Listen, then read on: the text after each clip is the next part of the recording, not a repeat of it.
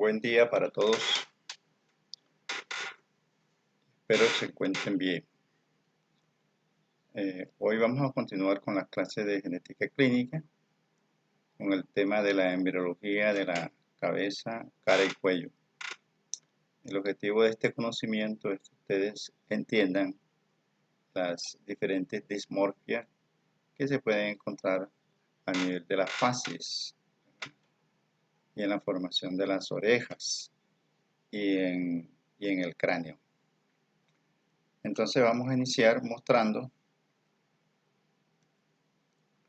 un embrión de 4 semanas y media, un embrión humano de 4 semanas y media, y vamos a describir lo que vemos. Esta región que muestro aquí es el cráneo. Esta parte inferior, fíjense que aquí dice placoda nasal, corresponde a la parte de la frente y la nariz. Este seno, esta profundidad, que se llama estomodeo, corresponde a la boca. Para esta época ya la boca está formada. Luego vienen una serie de masas o abultamientos, ¿verdad? Este primero corresponde al primer arco faríngeo. El primer arco faríngeo se divide en dos partes, una que se llama la prominencia maxilar y otra que se llama la prominencia mandibular. Después viene el segundo arco faríngeo, el tercer arco faríngeo y el cuarto arco faríngeo, aunque aquí dice el cuarto está nombrado aquí como tercero. Bueno, entre los arcos hay unas depresiones. Miren, esas depresiones se llaman hendiduras faríngeas. Bueno, un feto de 4 semanas y media ya está en proceso para transformarse, ¿verdad? Transformarse en un feto semejante al humano.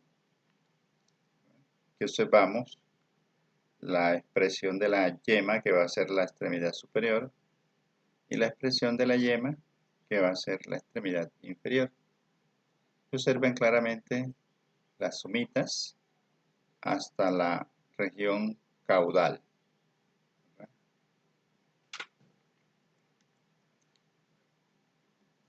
Ustedes saben que la parte del tubo neural que se transforma en el encéfalo se divide en unas vesículas, ¿verdad? Esto está representando al telencéfalo, al diencéfalo, que corresponden los dos al prosencéfalo. Luego viene el mesencéfalo y en esta imagen están específicamente dedicándose al rombencéfalo.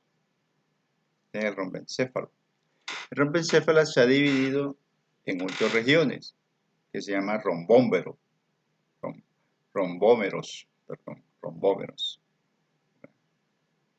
Aquí dice patrones de segmentación del encéfalo y del mesodermo que se observa hacia el 25º día del desarrollo. El cerebro posterior, grisado intenso, ¿verdad?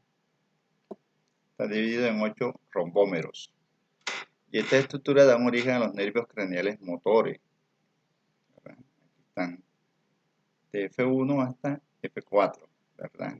Y que esos nervios craneales motores van a los arcos faríngeos, ¿verdad?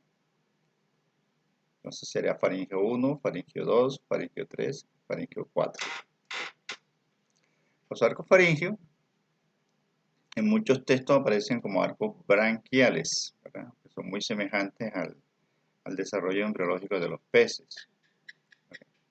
Entonces, en cada rombómero va a aparecer unos nervios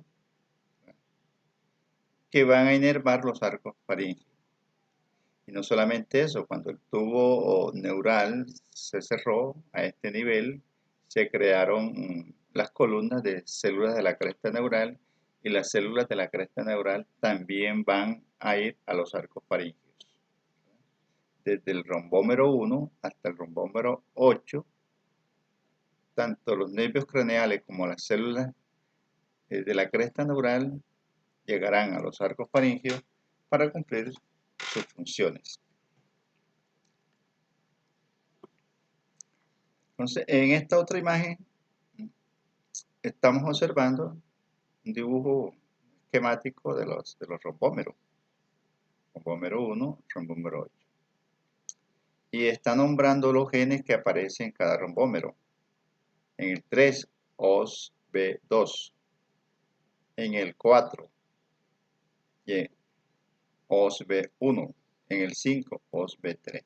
Bueno, estos genes entonces activan la formación de nervios y la migración de células de la cresta neural a los arcos faringeos. Entonces, los arcos faringeos tienen una gran importancia en el desarrollo de las estructuras, las células de la cresta neural tienen una gran importancia en el desarrollo de las estructuras que se derivan de los arcos faringeos. Aquí están los 4 arcos faringeos. El tejido que rodea a los rombómeros es el mesodermo, ¿verdad? Así que es muy importante el mesodermo en el desarrollo de los arcos faringeos. Fíjense que esta estructura gris corresponde al tubo neural, ¿verdad?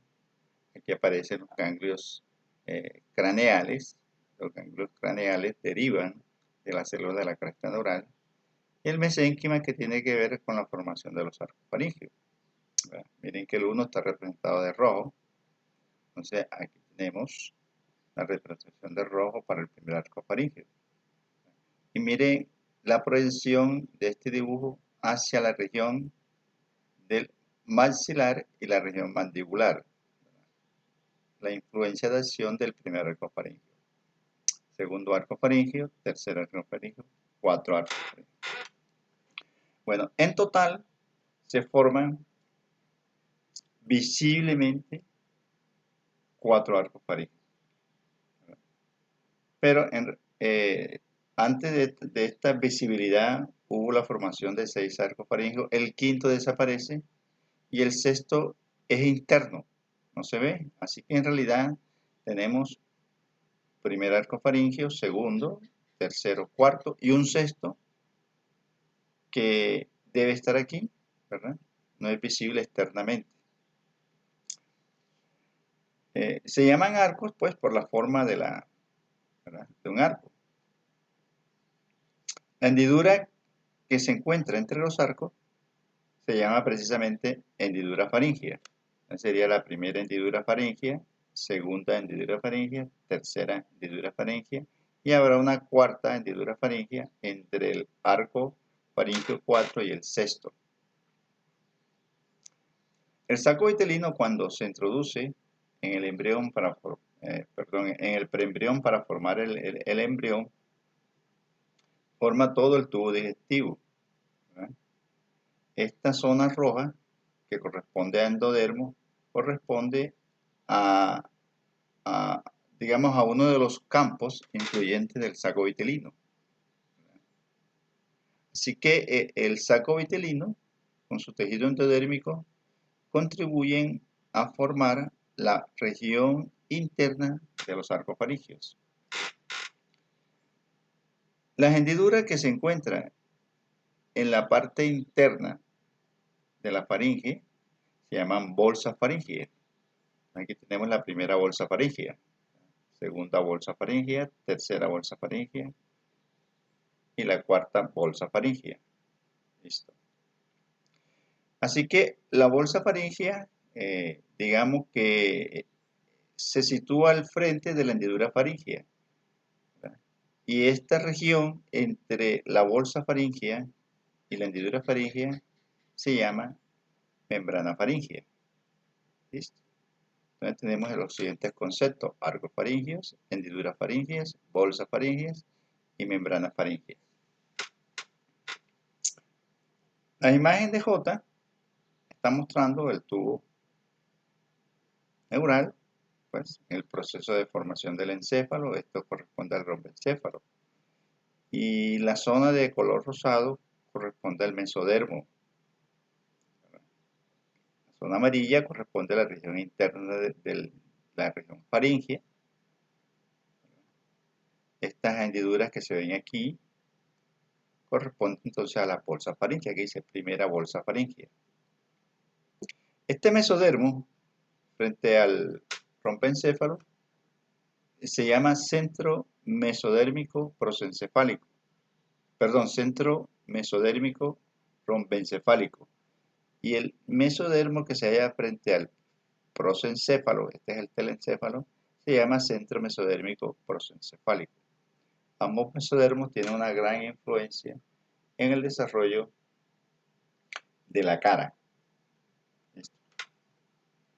Entonces, la etiología de la formación de la cara básicamente proviene de las células de la cresta faríngea, ¿verdad? E influencias proteicas de genes que salen de los rombómeros, ¿verdad? Que se hallan en el rompencéfalo.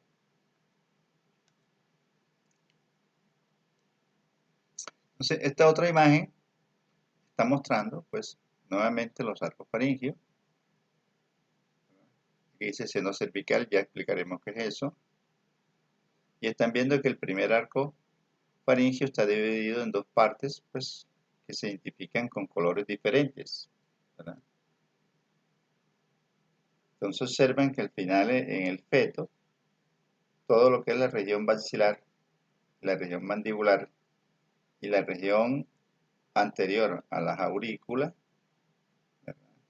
Todas esas regiones está influenciado en su formación por el primer arco faríngeo. Aquí vemos la evolución de los arcos faringios que vamos a explicar enseguida. Entonces, de la primera hendidura faríngea se origina el conducto auditivo externo.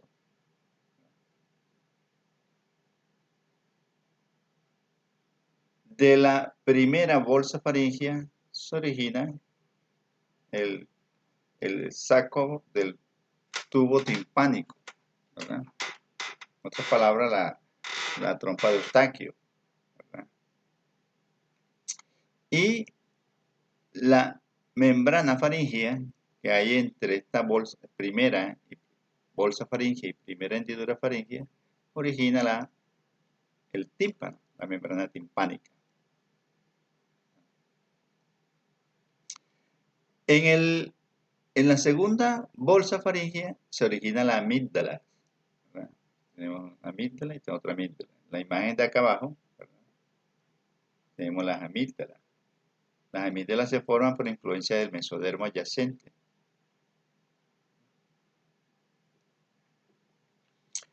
La tercera bolsa faríngea se divide en dos regiones, una que llaman craneal y otra que llaman caudal.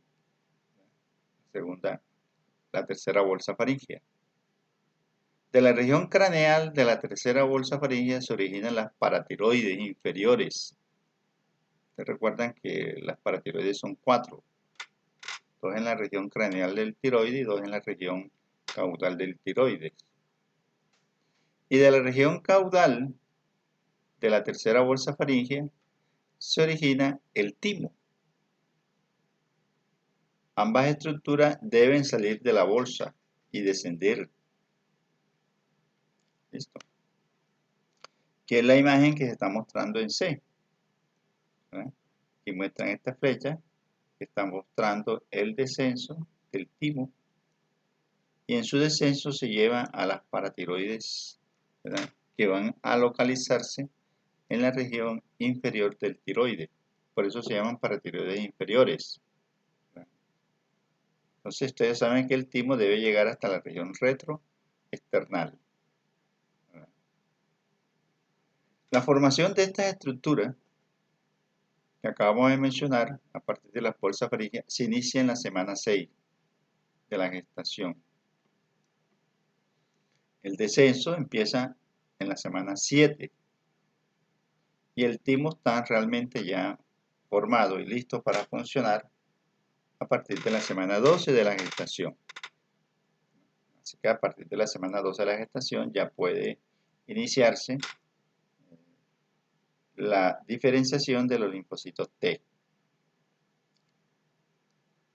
Entonces, fíjense que existe una relación embriológica entre la formación del timo y las paratiroides inferiores. La patología de inmunodeficiencia innata más frecuente se llama síndrome de Gorgi. Este síndrome se caracteriza por agenesia parcial o total del timo, donde hay compromiso también de la función de las paratiroides, lo que quiere decir que hay un problema en el metabolismo del calcio. En este síndrome de Gorgi la inmunodeficiencia consiste en que no va a haber diferenciación del linfocito T, por lo tanto, habrá alteración en la inmunidad celular. La cuarta bolsa faríngea, estamos mostrando aquí, también se divide en dos regiones, una craneal y otra caudal. De la región craneal se originan las paratiroides superiores y de la región caudal una estructura que se llama cuerpo último faríngeo. Bueno, el nombre se debe porque es la última estructura que se forma en la región faríngea. La última estructura en la región faríngea. Desciende también en la séptima semana, inicia el descenso, ¿verdad?, de las paratiroides superiores y del cuerpo último faríngeo. El descenso debe coincidir con el descenso del tiroide. La glándula tiroides se origina a partir de un divertículo que se halla entre la lengua bucal y la lengua faríngea. Ese divertículo, que produce una especie de hendidura, se llama agujero ciego. A partir de allí empieza la formación del tiroide, que empieza a descender. Más adelante vamos a explicarlo. Y se lo va a localizar, pues, frente al cartílago de su mismo nombre. Cuando las tiroides están localizadas, entonces las paratiroides se acomodan. La de la bolsa 4 queda en la región craneal del tiroide y la de la bolsa 3 queda en la región inferior o caudal del tiroide. Bueno, vamos a observar otra cuestión. Entonces, ya sabemos que el primer arco faríngeo va a originar la región maxilar y la región mandibular. ¿Qué pasa con el segundo arco faríngeo? Entonces veamos. El segundo arco faríngeo protruye y empieza a descender. Aquí está dibujado el segundo arco faríngeo, el tercer arco faríngeo, el cuarto arco faríngeo y este sería el sexto arco faríngeo. ¿Listo? Entonces empieza a descender. Y debe unirse con el sexto arco faríngeo para formar el cuello. Entonces aquí está, ¿verdad?, la formación del cuello, que dice piel del cuello. La línea azul representa el ectodermo, ¿verdad?, para formar el cuello. En su descenso, pues deja una abertura, una profundidad, ¿verdad?, que es la que estamos mostrando aquí, que se llama seno cervical. Entonces, fíjense que este seno cervical, en su parte basal, está ocupado por el tercero y cuarto arco faríngeo. Entonces, ahí están incluidas las hendiduras, ¿verdad? Esta sería la segunda hendidura, la tercera hendidura, la cuarta hendidura. Están separados, el seno cervical. Cuando se une el segundo arco faríngeo con el sexto arco faríngeo, pues ese seno cervical deja una cavidad. Y esa cavidad se llama vesícula cervical. Entonces observen que para la semana 7 de la gestación, la vesícula tiene que haber desaparecido y estar formado definitivamente el cuello del feto o del embrión, porque apenas estamos en la semana 7. Saben que el embrión llega hasta la semana 11, antes de la formación del feto. Bueno, entonces estas son las estructuras que originan esto. Sigamos. Nuevamente la imagen que les muestran los arcos faríngeos.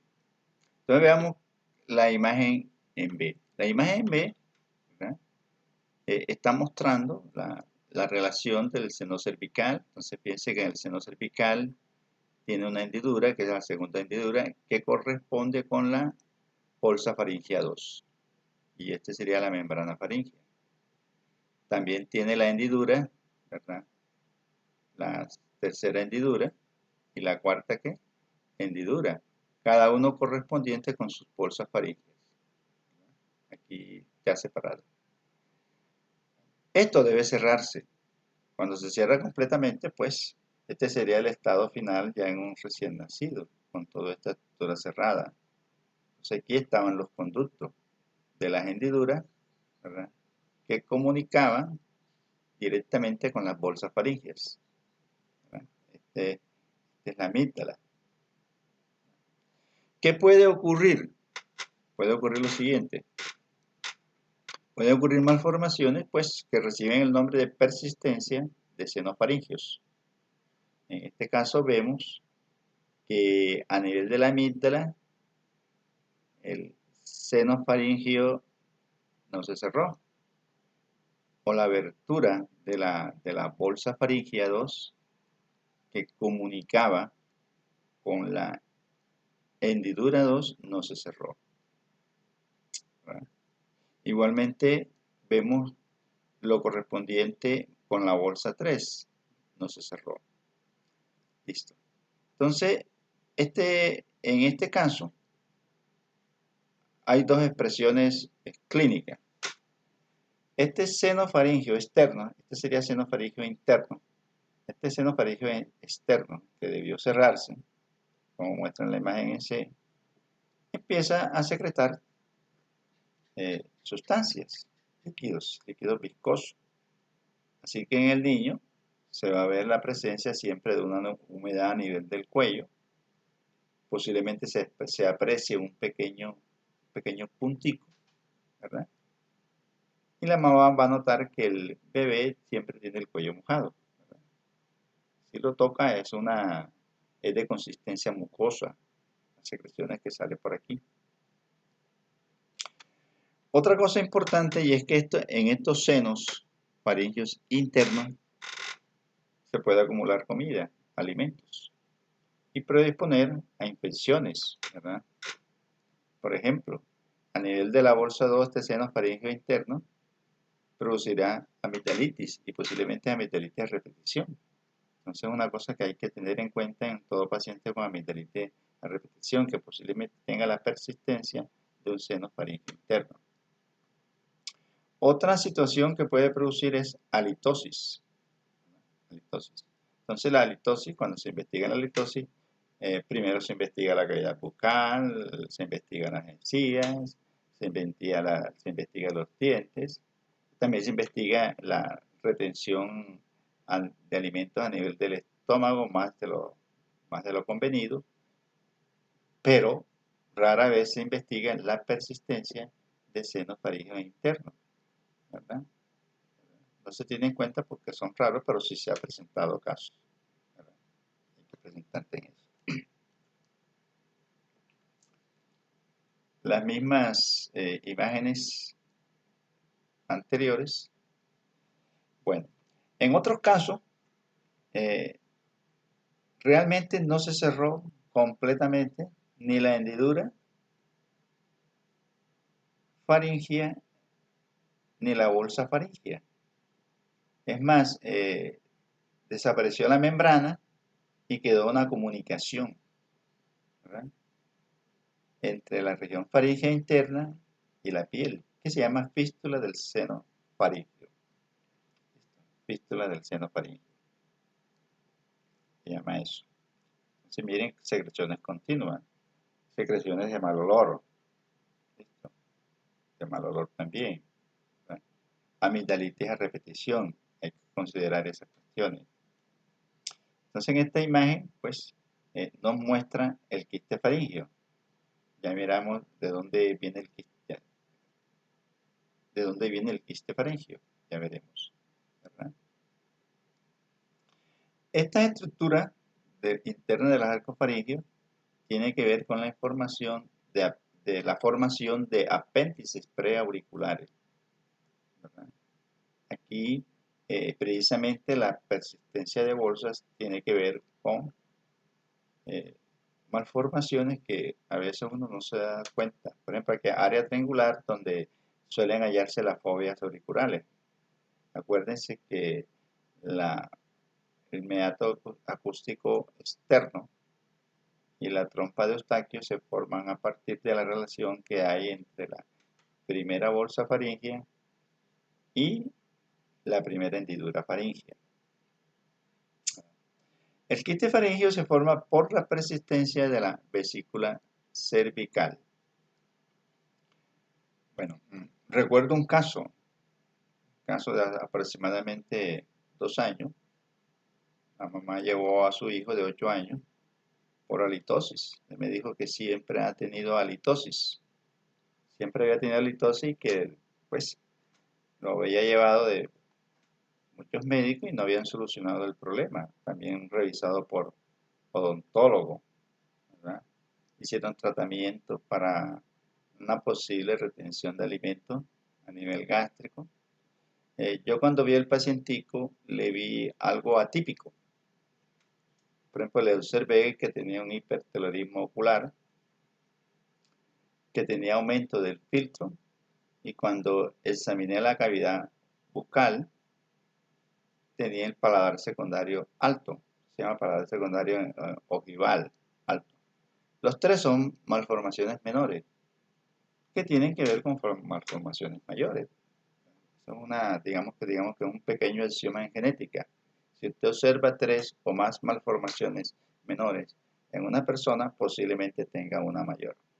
Entonces, el hecho de esas expresiones atípicas faciales y el hecho de una litosis permanente me hizo sospechar que posiblemente el niño tenía una persistencia del seno faríngeo interno 2, que también se le llama persistencia del seno postamigdalino.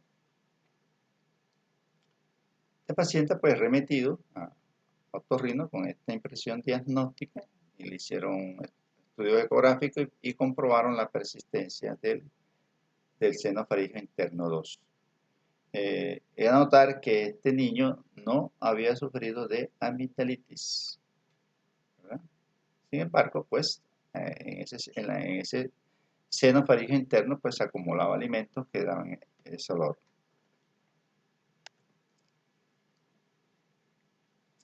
Fotografía del cuello de un niño que muestra la inserción de un catéter en la abertura externa de un seno faríngeo. Está mostrando el catéter.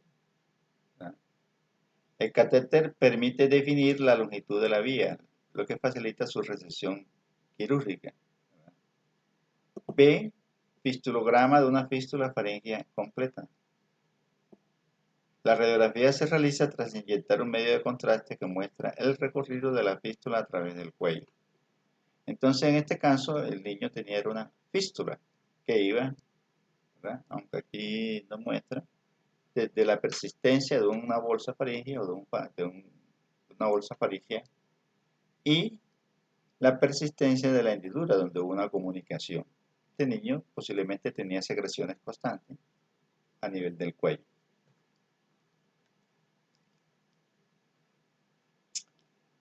La imagen de la derecha observa la formación de la vesícula cervical que se produce durante el descenso del segundo arco faríngeo para unirse con el sexto arco faríngeo y formar el cuello.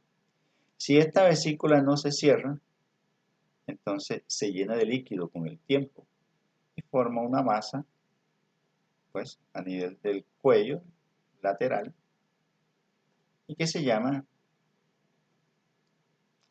quiste faríngeo. La imagen de la izquierda reza: fotografía de un niño que muestra tumefacción en el cuello producido por un quiste faríngeo. Los quistes faríngeos se encuentran con frecuencia inmediatamente debajo del ángulo de la mandíbula o pueden aparecer en cualquier parte a lo largo del borde anterior del músculo esternocleidomastodeo, como en este caso.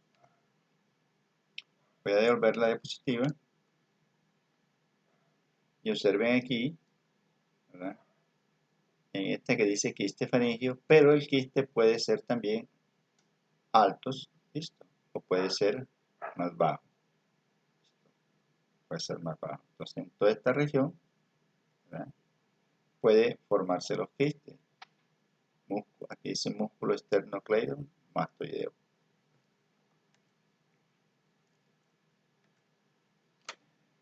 Veamos cómo se forma la tiroides. Región faríngea, ya les había mencionado que toda esta región faríngea proviene del saco vitelino, membrana bucofaríngea, donde se va a formar la boca, que se llama estomodeo, y la formación de las bolsas faríngeas. Entonces, en una región, ¿verdad?, de la lengua tiene dos partecitas. La anterior al agujero ciego se llama lengua bucal o muscular, y la posterior se llama lengua faríngea. Cada sector de estas lenguas provienen de arcos diferentes. Bueno, allí se forma una evaginación, ¿verdad?, perdón, una invaginación, especie de conducto, de surco, que empieza a formar un conducto. Ese conducto, como se inicia en la lengua y baja hasta formar el tiroide, se llamará conducto tirogloso. ¿Listo? El conducto pasa por delante del hueso hyoides. Observen el trayecto, hueso hyoides, y sigue descendiendo y se localiza frente al cartílago que lleva su propio nombre. ¿Listo? Este conducto debe cerrarse. Entonces, así se forma la tiroides. Esto empieza también en la semana 7. ¿Listo? Para la semana 10 a 12 ya el tiroides está formado y descendido. Entonces, el tiroides se origina a partir del endodermo de la región faríngea interna. ¿Listo? El saco vitelino entonces al originar todo el tubo digestivo y la región faríngea, origina el tiroides. El saco vitelino, vean esta estructura, en la región faríngea también inicia la formación del sistema respiratorio. Bueno, entonces veremos malformaciones del tiroides.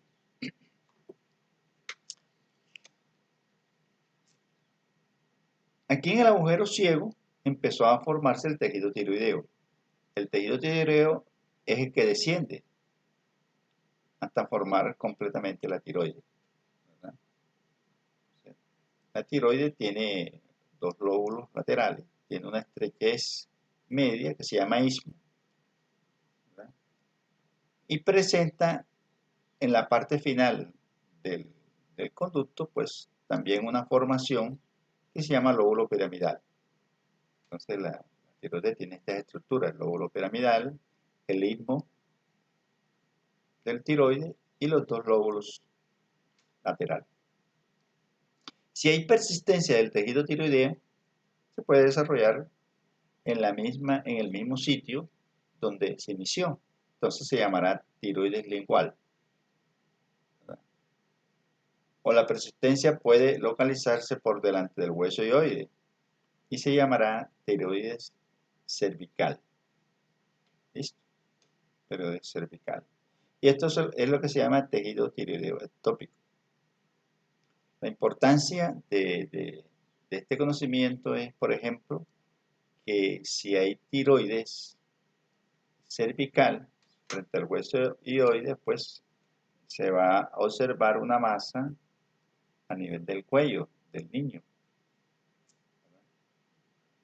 O si hay tiroides a nivel lingual, posiblemente pueda dificultar la deglución. La otra complicación es que estos tejidos tiroideos ectópicos pueden ser hiperfuncionantes y desarrollar hipertiroidismo posteriormente. El conducto tirogloso debe cerrarse. Si no se cierra, ¿verdad?, pues simplemente se llamará persistencia del conducto tirogloso. Pero si se cierra en forma incompleta, dejará aberturas y estas aberturas se pueden llenar de líquido. Entonces, con el tiempo, estas aberturas, que serían vesículas, crecen y al llenarse de líquido se convertirían en quistes. Entonces, puede haber un quiste a nivel lingual o cerca del agujero ciego, como constantemente está aumentando la secreción de líquido por las células epiteliales de este quiste, pues va a aumentar de tamaño y va a llegar un momento en que va a dificultar la deglución. ¿Verdad? Sería un síntoma notorio en un niño. O si está a nivel cervical, ¿verdad?, que se llamará quiste cervical, ¿verdad?, formará una gran masa, ¿listo?, que será fácilmente visible. Deben saber que esta sintomatología empieza alrededor de los 4 años, 5 años, porque estas vesículas, ¿verdad?, necesitan tiempo para llenarse de líquido y crecer y llegar a ser y producir sintomatología. Entonces, tenemos que en la formación del tiroides, como anomalía, tenemos el tejido tiroideo ectópico y los quistes del conducto tiroidoso.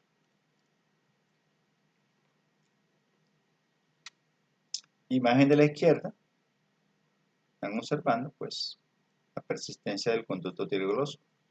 El problema del conducto tiroidoso, de su persistencia, es que como tiene la abertura a nivel de la lengua, por ahí llegan alimentos y pueden crear procesos infecciosos severos. Imagen que está mostrando una masa y que esta masa corresponde a un quiste del conducto tiroidoso a nivel cervical. A este quiste se le puede hacer resección quirúrgica. ¿Listo?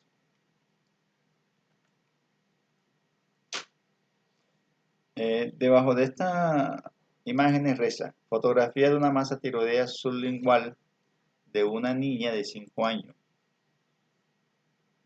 B, gammagrafía con pertenato de tecnecio, que muestra una tiroides sublingual sin indicio de tejido tiroideo funcional en la parte anterior del cuello.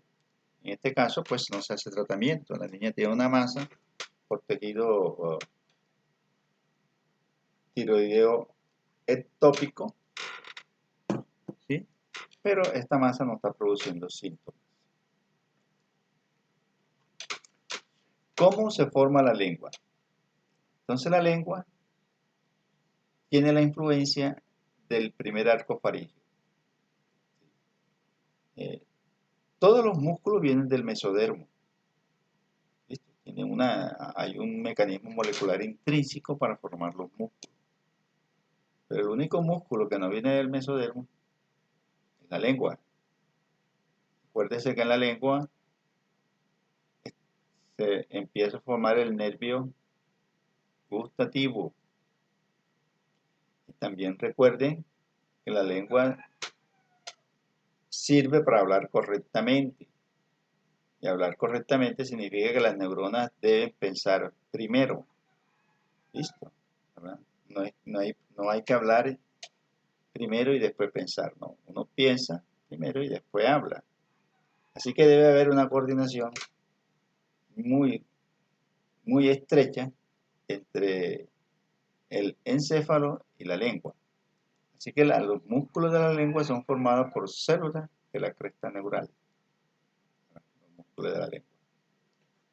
Así que la influencia de la célula de la cresta neural del primer arco faríngeo forma la lengua bucal. Aquí tenemos.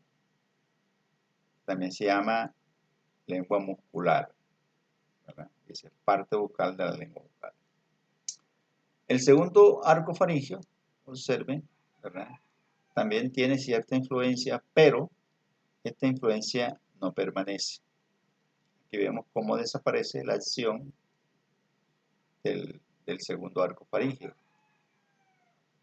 Y el tercer arco faríngeo, ¿verdad?, formará, aquí tenemos, la lengua faríngea.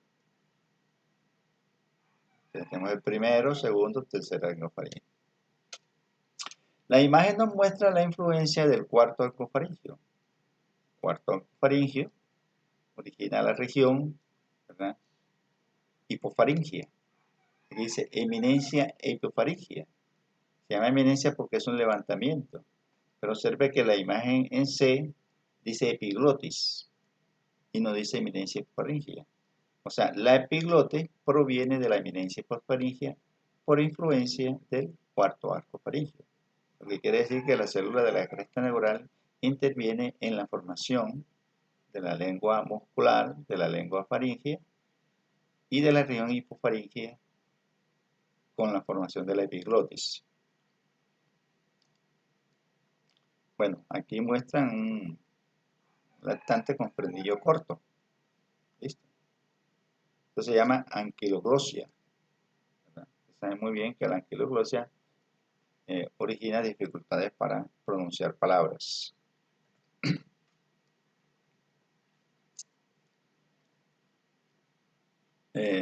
Observen, miren, esta es la cuarta semana, del día 23 al día 28. Esta imagen ya la han visto, ¿verdad? Y casi todos los libros de embriología todavía no la han corregido. Hace poco estaba revisando una de las últimas ediciones, ¿verdad?, porque creí que ya estaban hablando del aspecto molecular de formación de ciertas estructuras. Y de ese libro revisé la meiosis. Sigue dibujando la oogénesis con 3 cuerpos polares, imagínense. Y es la última edición. Y miren, vean, y aquí dice neuroporo rostral. Este es el cráneo. Esta es la región cervical.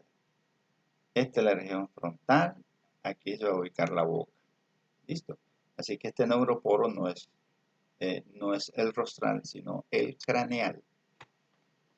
Bueno, entonces, en la formación de la cara, ahora sí vamos a hablar de la formación propiamente de la cara, intervienen 5 prominencias.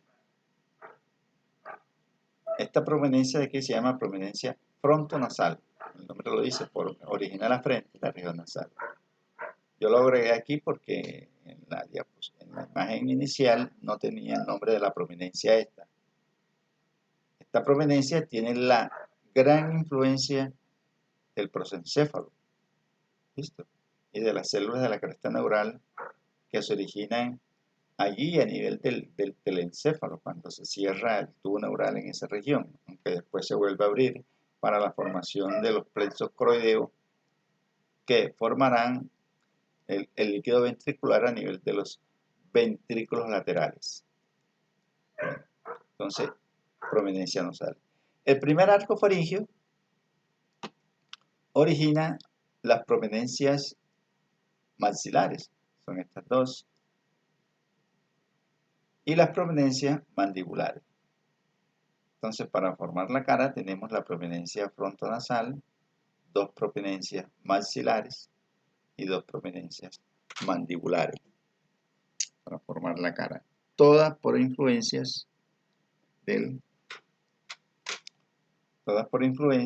de células de la cresta neural y otras proteínas originadas por genes a nivel del primer arco faríngeo y a nivel del prosencéfalo.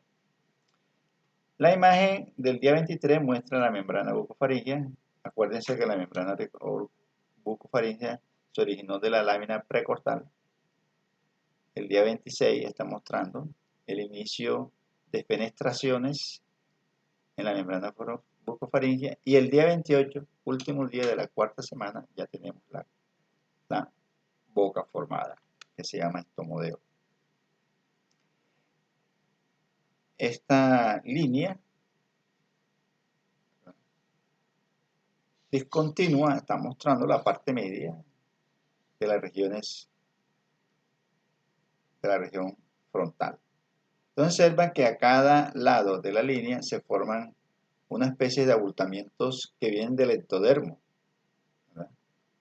Esos abultamientos reciben el nombre de placodas nasales o placas nasales, ¿verdad? Entonces miren que a cada lado se forma una placa nasal, lo que significa que la mitad de la nariz viene de una placa unilateral y la otra mitad de la otra placa, homóloga, ¿verdad? Entonces la nariz debe formarse por aproximación de estas dos placas. Otra cosa importante que vemos en la imagen es que los procesos mandibulares se cerraron. Entonces lo primero que se forma en la cara son los procesos mandibulares. ¿Listo? Aquí está completamente cerrado, los procesos mandibulares. Y los procesos maxilares, pues hasta este momento no se han cerrado.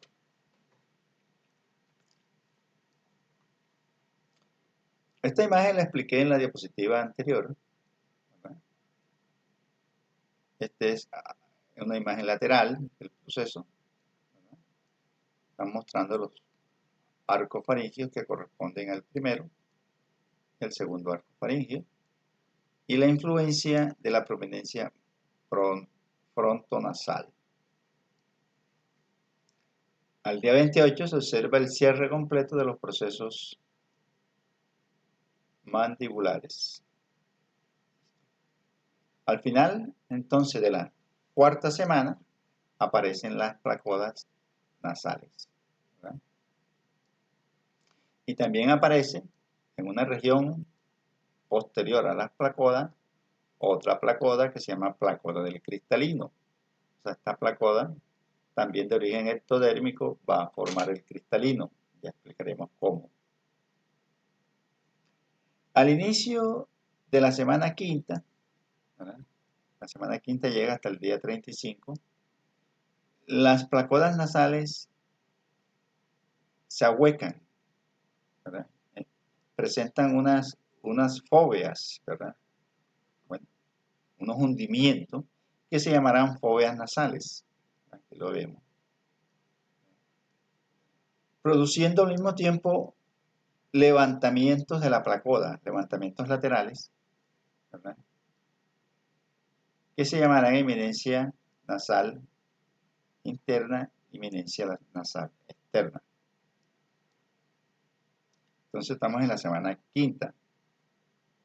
Vamos a explicar la formación de la nariz. Bueno, esta es una imagen de un embrión humano entre las semanas cuarta y quinta. El proceso frontonasal, el proceso nasomedial o eminencia nasal media. Esta es la eminencia nasal externa.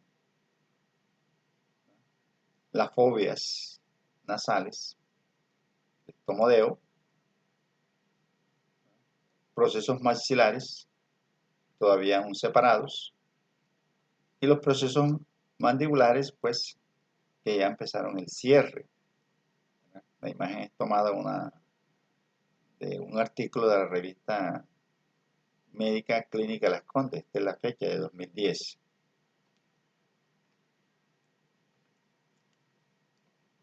Durante la quinta semana que termina en aquí, el día 35, ¿verdad?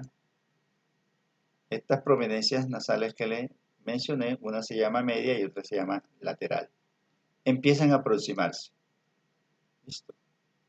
Ya el proceso mandibular lleva, si está en curso ya de definir su estructura, ¿verdad? Definitiva. Y en esta quinta semana aparece un surco, ¿verdad? Un surco, ¿verdad?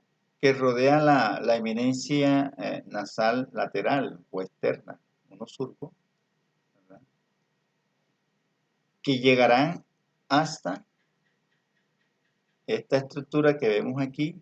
Esta estructura es la placoda del cristalino, Entonces, ese surco va a formar el conducto nasolagrimal.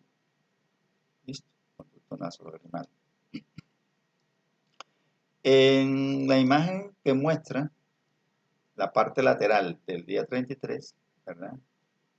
Se está observando ya la formación del conducto auditivo externo a partir de la primera hendidura faríngea.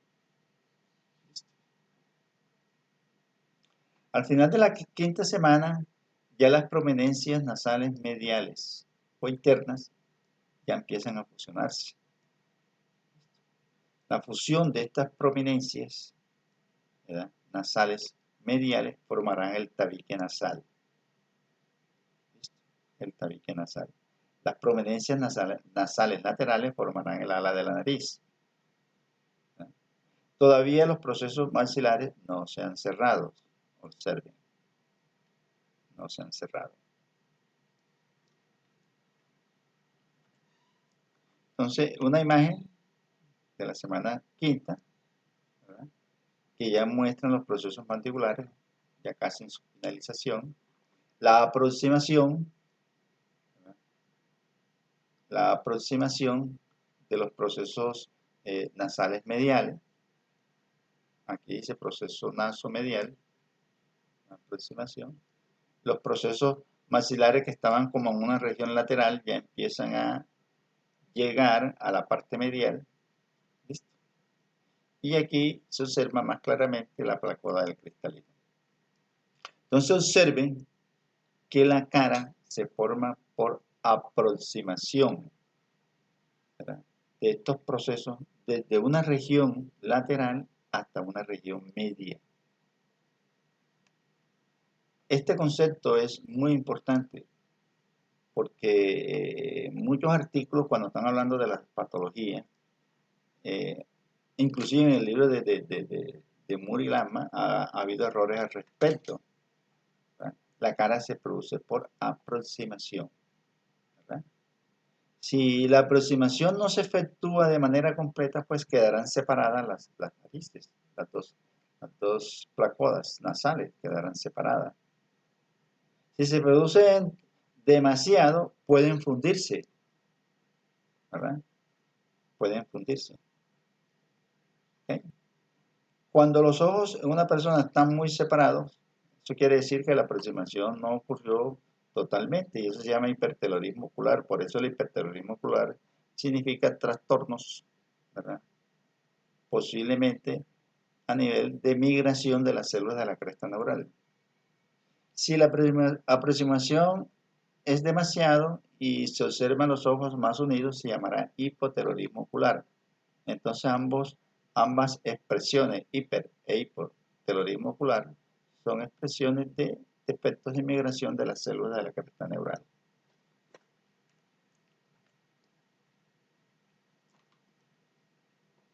Semana sexta y séptima. La semana séptima termina en el día 49. Seguimos observando la aproximación y ya las placodas de cristalino empiezan a aproximarse y a verse en forma frontal, ¿verdad?,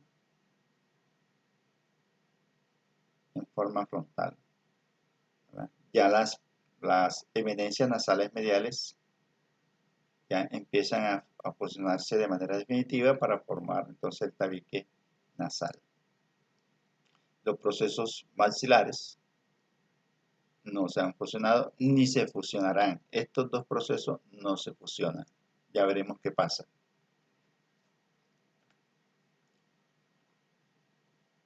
Semana 7. ¿verdad? Ya. Observen ya la fusión de las prominencias nasales mediales, ¿verdad? Las prominencias maxilares ya se están fusionando con las prominencias nasales laterales, ¿verdad?, las prominencias maxilares. El estomodeo, la prominencia mandibular ya se ha formado definitivamente. ¿Listo? Aquí en esta, para la semana 7, ¿verdad?, este embrión se parece ya a tiene la nariz de un chonchito, Observen ustedes, semana 7. Para la semana 10, la aproximación de las prominencias nasales mediales ya habrá formado el tabique nasal y las prominencias nasales laterales formarán el ala de la nariz.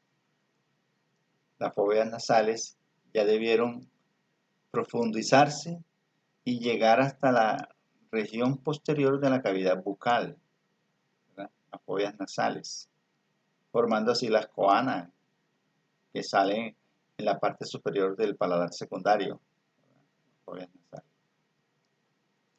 Observen que los segmentos maxilares no se han fusionado, pero observen la prolongación de la influencia genética frontonasal.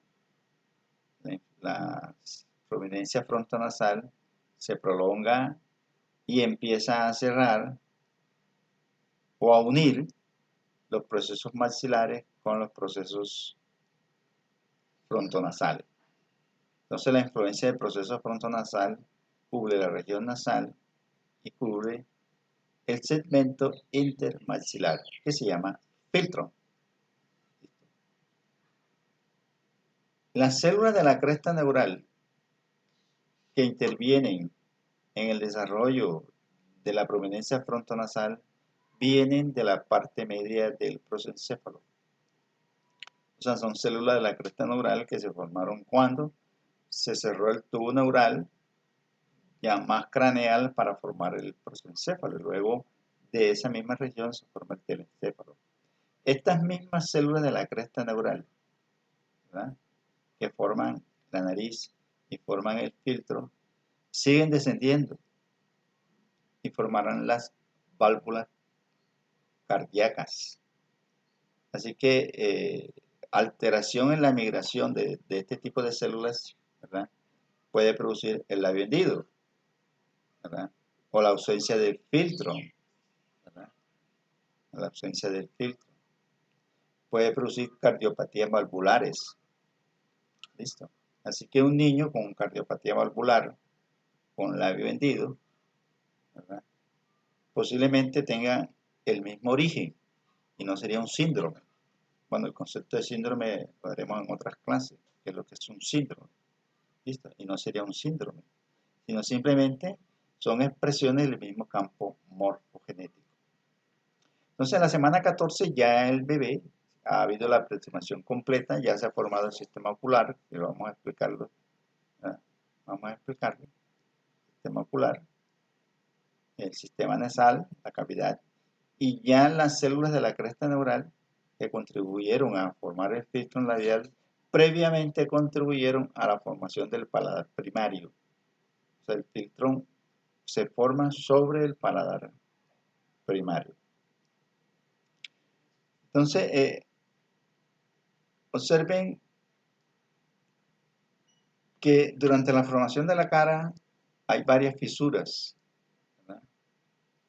La fisura maxilo-nasal, ¿verdad?, las fisuras internasales, la fisura que debe cerrar el filtro, ¿verdad?, con el proceso maxilar.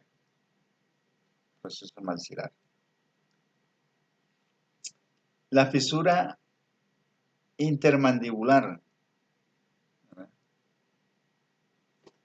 Vamos a verla en otra imagen aquí. Aquí está. Intermandibular que debe cerrarse, ¿verdad? Fisura.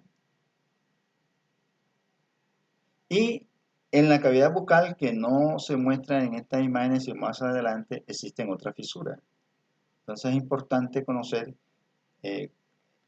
esta fisura porque ustedes van a ver niños con problemas en el cierre de esta fisura. La cara ya en forma total, esta es una embriología de Moore, termina en la semana 14, ¿verdad? Se promedia la semana 12 y cuando ya el bebé tiene cara humana, empieza a llamarse feto. Fin del primer trimestre de la gestación. Listo. Vamos a suspender la clase. Un momentico, unos 15 o 20 minutos, que tomemos un descanso.